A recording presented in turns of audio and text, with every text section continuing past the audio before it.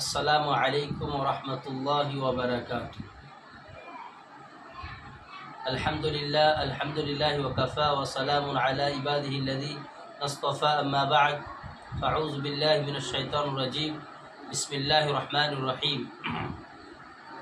ইন্নাস সালাতা তানহা আনিল ফাহশাই ওয়াল মুনকার। সাদাকাল্লাহুল আযীম।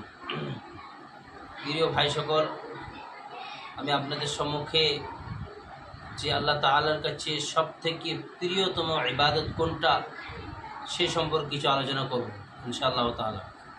হযরত আব্দুল্লাহ ইবনে মাসউদ রাদিয়াল্লাহু তাআলা আনহু রাসূল আকরাম সাল্লাল্লাহু আলাইহি ওয়াসাল্লামকে জিজ্ঞাসা করলেন, ইয়া রাসূলুল্লাহ, ইয়া হাবিবাল্লাহ, আল্লাহ তাআলার কাছে সবথেকে প্রিয়তম ইবাদত কোনটা? তখন রাসূল আকরাম সাল্লাল্লাহু আলাইহি ওয়াসাল্লাম উত্তর বললেন, নামাজ। সবথেকে আল্লাহ তাআলার কাছে প্রিয়তম ইবাদত হচ্ছে নামাজ। কেন? এর তিনটি কারণ আছে। এক নম্বর কারণ হচ্ছে নামাজ হচ্ছে মুখুল ইবাদাত, সমস্ত ইবাদতের মাকস, সমস্ত ইবাদতের মূল হচ্ছে নামাজ। কারো যদি নামাজ আমলটা সঠিক বার হয় তার বাকি সমস্ত আমল সঠিক বার হবে, আর যদি কারো নামাজে আমলটা খারাপ বার হয় বাকি সমস্ত আমল খারাপ হবে। যেহেতু রাসূল আকরাম সাল্লাল্লাহু আলাইহি ওয়াসাল্লাম বলেছেন, ওই হিসেবে তো বলা হচ্ছে যে নামাজ হচ্ছে মুখুল ইবাদাত, সমস্ত ইবাদতের মাকস নামাজ।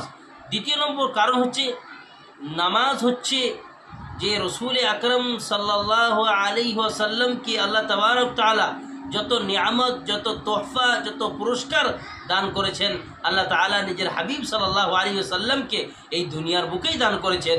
কিন্তু যখন এই নামাজ, এই পুরস্কারটা যখন পালা এলো, তখন আল্লাহ তাআলা রাসূল আকরাম সাল্লাল্লাহু আলাইহি ওয়াসাল্লামকে দুনিয়ার বুকে দান করেন নাই, বরঞ্চ আল্লাহ তাআলা সেই মেরাজ হয়েছিল, বড় ঘটনা, ওইদিকে যাচ্ছে না, সেই মেরাজের মাধ্যমে আল্লাহ তাবারক তাআলা নিজের হাবিব সাল্লাল্লাহু আলাইহি ওয়াসাল্লামকে সে আরশে আজিমে ডেকেছিলেন এবং সেইখানে এই নামাজ, এই পুরস্কারটা দান করেছেন।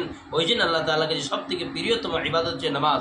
তিন নম্বর কারণ, আল্লাহ তাবারক তাআলা নিজের পবিত্র কালাম কোরআনে কারীমের মধ্যে এই নামাজের কথা একবার নয়, দুবার নয়, তিনবার নয়, বরঞ্চ 82 জায়গায় নামাজের কথা ঘোষণা করেছেন। কোথাও বলেছেন আকিমুস সালাতা ওয়া আতুজ যাকাত, কোথাও বলেছেন আকিমুস সালাতা ওয়া লা তাকুনু মিনাল মুশরিকিন, কোথাও বলেছেন হাফিজ আলা সালাওয়াত ওয়া সালাতিল উস্তা, কোথাও বলেছেন কুমু লিল্লাহি কানিতিন, কোথাও বলেছেন ইন্নাস সালাতা কানাত আলাল মুমিনিনা কিতাবাম মাওকুতা, কোথাও বলেছেন ইন্নাস সালাতা তানহা আনিল ফাহশাই ওয়াল মুনকার, কোথাও বলেছেন ইয়া আইয়ুহাল্লাযীনা আমানু তাঈনু বিসসবরি ওয়াস সালাত। এরকম আল্লাহ তাআলা 82 জায়গায় নামাজের কথা ঘোষণা করেছেন। ওই জন্য প্রিয় ভাই সকল, আমরা সকলেই চেষ্টা করব আল্লাহ তাআলার প্রিয়তম ইবাদত নামাজটাকে পালন করার জন্য। ওই জন্য